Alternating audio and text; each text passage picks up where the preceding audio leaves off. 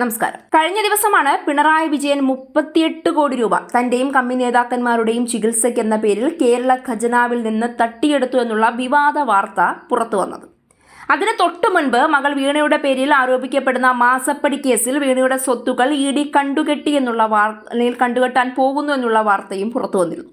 അപ്പോഴൊക്കെ പൊതുജനം പറഞ്ഞ ഒരു കാര്യമുണ്ട്, പിണറായിയുടെ സ്വത്തുക്കളൊന്നും കേരളത്തിലല്ല വിദേശ രാജ്യങ്ങളിൽ ആരും അറിയാതെ നിക്ഷേപിച്ചിരിക്കുകയാണ് എന്ന്. എന്നാൽ അതിന് കൃത്യമായ സാക്ഷിമൊഴിവുകളോ തെളിവുകളോ ഒന്നും ഉണ്ടായിരുന്നില്ല. എന്നാൽ ഇപ്പോൾ പിണറായിക്ക് അമേരിക്ക, യൂറോപ്പ്, മിഡിൽ ഈസ്റ്റ് ഉൾപ്പെടെയുള്ള വിദേശ രാജ്യങ്ങളിൽ വമ്പൻ നിക്ഷേപങ്ങളുണ്ട് എന്ന നിർണായക വെളിപ്പെടുത്തൽ പുറത്തുവരികയാണ്. കേരള മനസാക്ഷി ഒന്നടങ്കം ഞെട്ടിച്ചുകൊണ്ട് മടിയിൽ കനമില്ല എന്ന് പറയുന്ന, കൈകൾ ശുദ്ധമാണെന്ന് പറയുന്ന പിണറായിയുടെ ബിനാമി പേരുകളിൽ കോടികൾ വിദേശ ബാങ്കുകളിൽ ഉണ്ട് എന്നുള്ള വെളിപ്പെടുത്തൽ നടത്തിയിരിക്കുന്നത് പിണറായി വിജയന് വേണ്ടി വിദേശത്ത് പല ഇടപാടുകൾക്കും മൗനമായി കൂട്ടുനിൽക്കേണ്ടി വന്ന സ്വപ്ന സുരേഷ് തന്നെയാണ്. വയസ്സാം കാലത്ത് പിണറായി വിജയന് കിട്ടുന്ന നല്ല കിടിലൻ അടി തന്നെയാണിത്.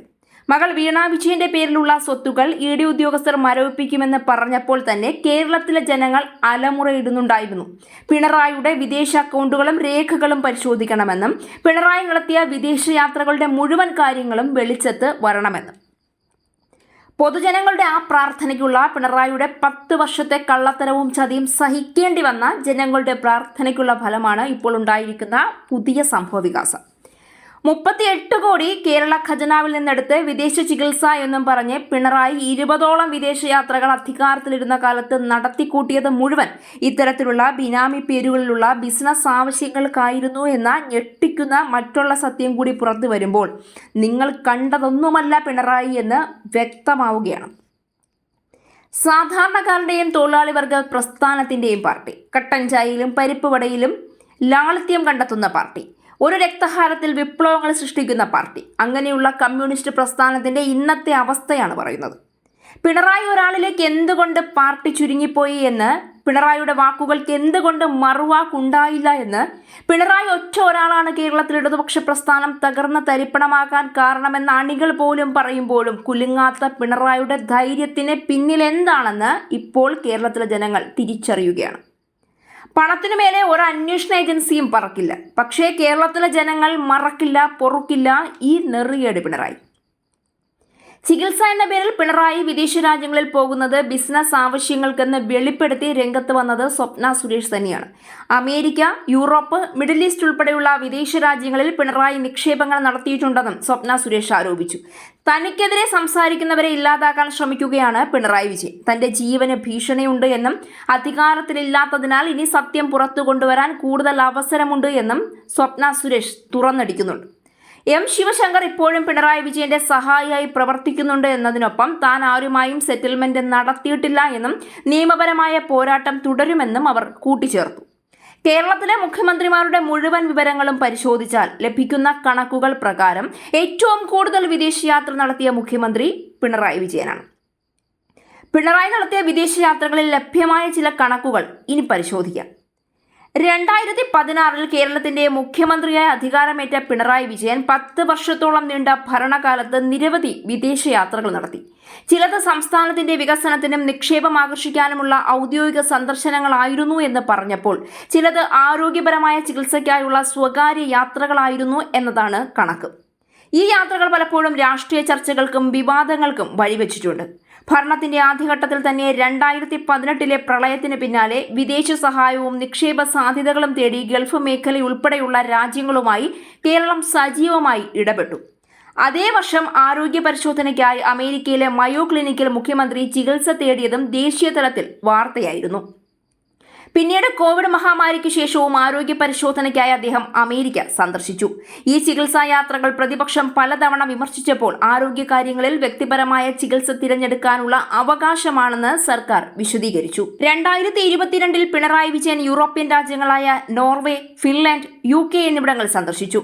വിദ്യാഭ്യാസ രംഗത്തെ പരിഷ്കരണങ്ങൾ, സ്റ്റാർട്ടപ്പ് വികസനം, മാലിന്യ സംസ്കരണം, ഡിജിറ്റൽ ഭരണ സംവിധാനം, വ്യവസായ നിക്ഷേപം തുടങ്ങിയ മേഖലകളിലെ മികച്ച മാതൃകകൾ പഠിക്കുക എന്നതായിരുന്നു സന്ദർശനത്തിന്റെ പ്രധാന ലക്ഷ്യമെന്ന് സർക്കാർ വാദിച്ചു. മന്ത്രിമാരും ഉന്നത ഉദ്യോഗസ്ഥരും പങ്കെടുത്ത ഈ സന്ദർശനത്തിന് കോടിക്കണക്കിന് രൂപ ചെലവായെന്ന വിമർശനം ഇപ്പോഴും ശക്തമാണ്. വിദേശ നിക്ഷേപം ആകർഷിക്കുക എന്ന ലക്ഷ്യത്തോടെ ഗൾഫ് രാജ്യങ്ങളുമായും യൂറോപ്യൻ നിക്ഷേപകരുമായും വിവിധ തലങ്ങളിൽ ചർച്ചകൾ നടന്നതായി സർക്കാർ പലവട്ടം അവകാശപ്പെട്ടു.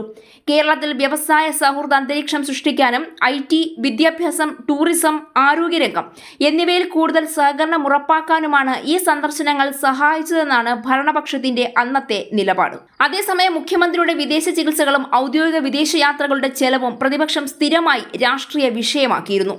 സർക്കാർ ഖജനാവിൽ നിന്ന് എത്ര തുക ചെലവഴിച്ചു, യാത്രകളിലൂടെ സംസ്ഥാനത്ത് ലഭിച്ച യഥാർത്ഥ നേട്ടങ്ങൾ എന്തൊക്കെയാണെന്ന ചോദ്യങ്ങൾ നിയമസഭയിലും പൊതുസമൂഹത്തിലും ആവർത്തിച്ചുയർന്നു.